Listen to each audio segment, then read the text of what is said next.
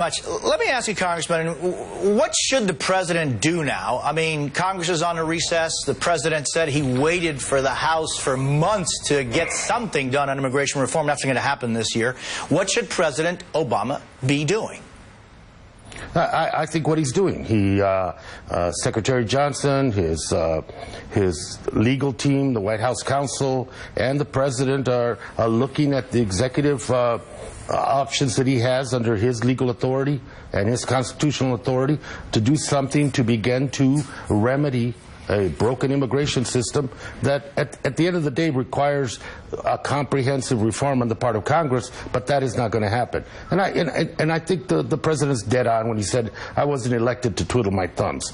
Large plurality, and he wasn't elected to be a potted plant there. And I think using the recourse he has, do something bold, do something around immigration that is going to begin to relieve and heal many of the tragedies, situations we have in this country. So, Congressman, specifically, yes, what would that mean? Be bold, deal with the pain. What exactly could the president do?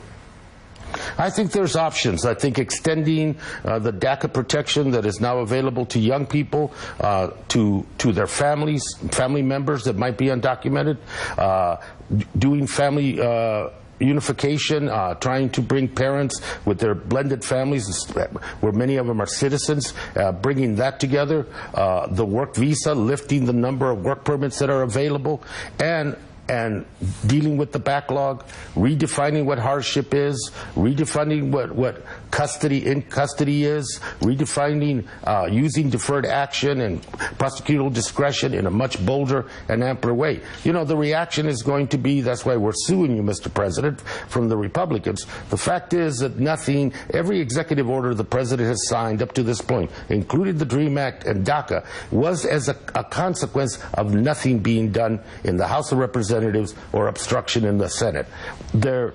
These are pressing problems, whether it is our profits and assets and jobs going overseas. The president's talking about an executive order to prevent and stop that. He did that, the same thing with climate change and monument designation. Right. He's done that a variety of times, and he has to use it. Yeah, and Congressman, it's interesting because for the past, at least 3 years, every time I've had the opportunity to speak with the president, I've asked him why he is not considering expanding DACA, for example, and he says in the past that legally he just felt he couldn't do that. What has changed, do you think, for him to now be able to say that he should be willing to at least look at that possibility?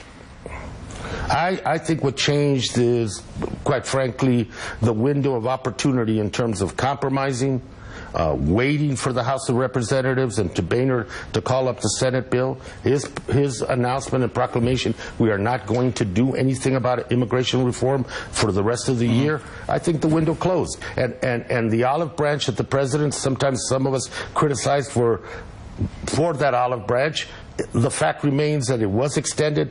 There was a wait period over and over again. They're not going to do anything with the Republicans, and now the last and final option for relief comes to the president. Congressman Grijalva, thank you for being with us this morning. See you soon. Thank you, Jose.